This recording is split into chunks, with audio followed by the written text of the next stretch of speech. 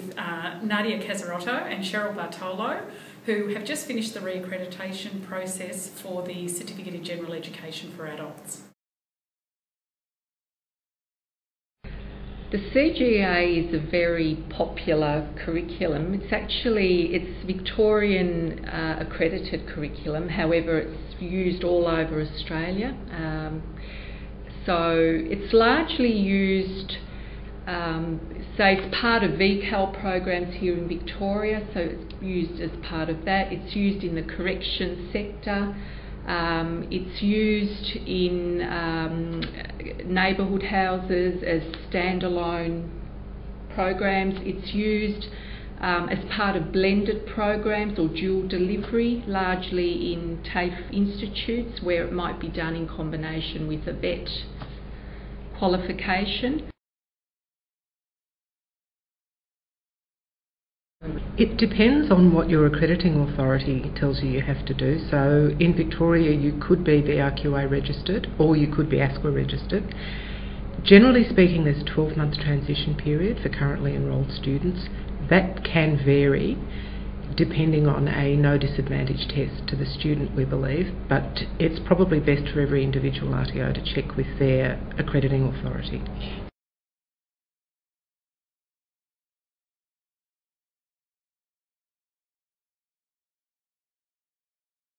The curriculum document itself is made up of 3 distinct parts. So Part A contains all the copyright and licensing information. Part B contains information around the course structure, the nominal hours, delivery and assessment strategies, the AQF alignment of each of the qualifications, and then Part C is composed of the units themselves. We would strongly recommend that everyone using the CGEA read the whole document.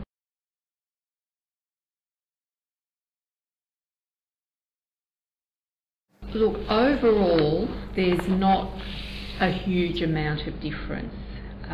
So you'll see largely the same structures, the same number of qualifications. So you've got the course in, followed by the other 4 qualifications up to the Certificate 3, so they're all the same.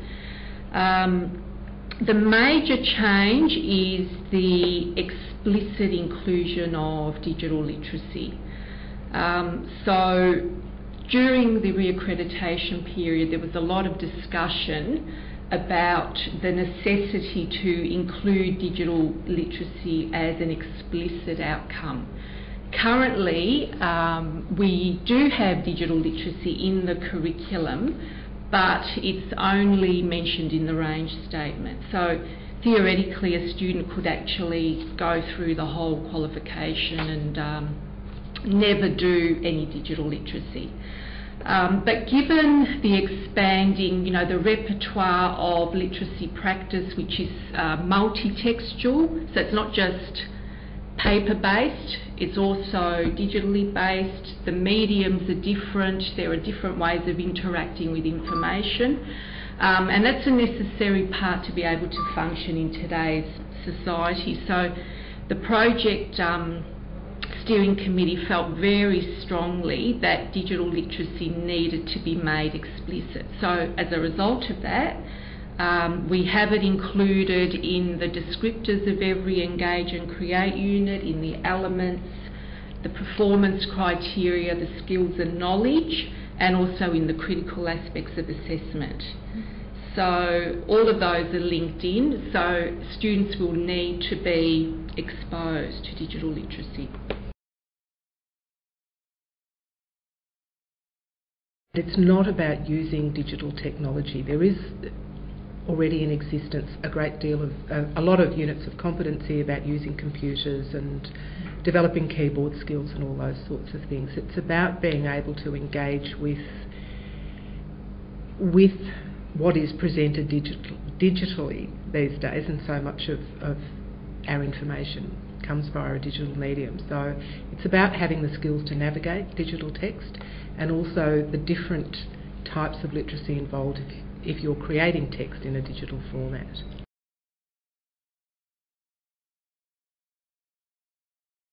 For example, if you're using a theme-based approach, and just as an example, we were thinking about volunteering in the community, you would probably have a look at a website looking at information about different community groups. So if you have a particular interest in doing some volunteer work in different groups, you'd look up digital information about different organisations.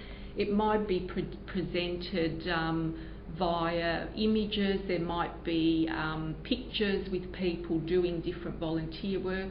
You'd need to click on those pictures, and perhaps that would then expand to people giving narratives of their experiences in that particular organisation. There may be links to other similar organisations, and then the ability to then make the connection between all those windows and revisit information by going forward to confirm what you'd seen earlier.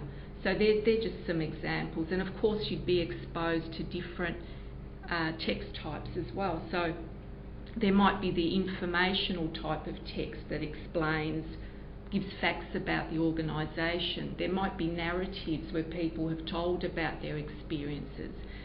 There may be formatted text where you, if you're interested in a particular area of work, you might enter information about yourself and present some sort of a narrative about why you might want to do that. When we talk about things like that, we mean things that are relevant to the learner's own environment, and that's why you won't find a lot of pre-prepared, commercially available resources for curriculum like the CGEA, because it's expected that teachers and trainers will be drawing on the learner's own environment and things that are relevant to the learner. And I think we all accept that adults in particular learn better when the learning is relevant to their own needs rather than when it's abstract. So that's what we're trying to encourage throughout the curriculum.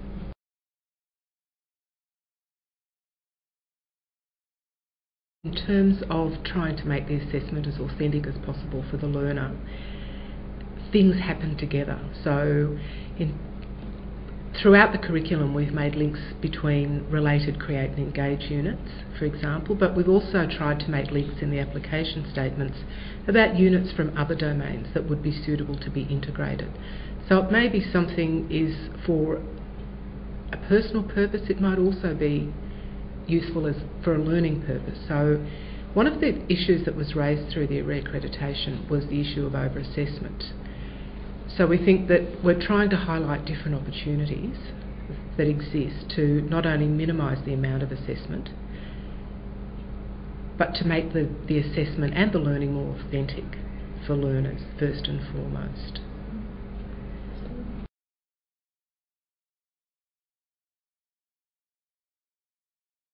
If people have a look in the curriculum document in section B under 6.2, there are some very clearly defined teacher and assessor requirements there, and because of the nature of the curriculum it differs from a vocationally based curriculum where you have to have as a minimum the same level of qualification that you're teaching. So what people will see in section B of the curriculum document under 6.2 is a range of ways in which they could satisfy the vocational competence requirement, and the most obvious way is to have an AQF level 7 or above teaching qualification that has either a literacy or a numeracy, or both possibly, method. And people need to be mindful that you might have the literacy method, but in fact that doesn't really qualify you to teach numeracy, and that's been an issue previously, and that was another issue that was raised throughout the accreditation process.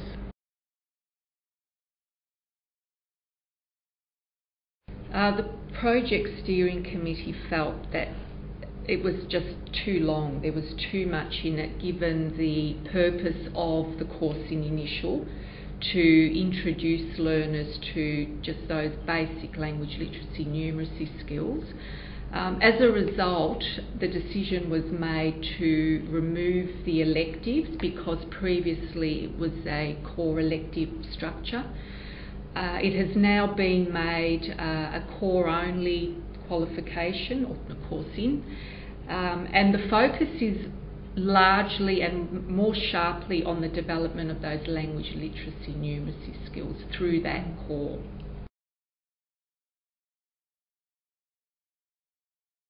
The two main changes are the elective units, which currently are packaged in the same units packaged in every qualification.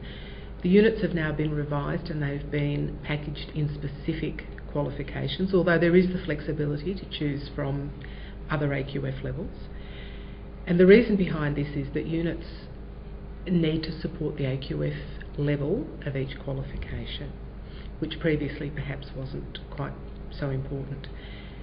The other issue is the selection of electives now is based on a number of electives rather than across a range of nominal hours. And the reason for this is that nominal hours relate to funding rather than a quantum of learning. So now learners will do the same number of units regardless of the nominal hours.